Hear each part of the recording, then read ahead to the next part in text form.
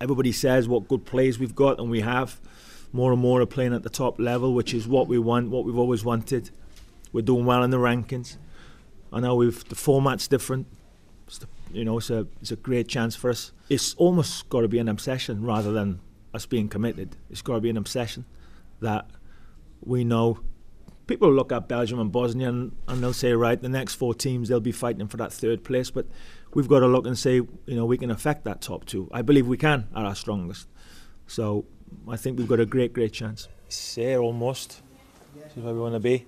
A lot of excitement and anticipation. And I can't wait. I'm looking forward to it, It's the only game that matters. Nothing else matters. Andorra, getting the result and getting on with the group. We've had that 2 years together. A lot of the younger lads who are coming through have had an experience of international football which will stand us in good stead, in this campaign. I've got to say, the group of lads we got, they're a great bunch of lads, they really are.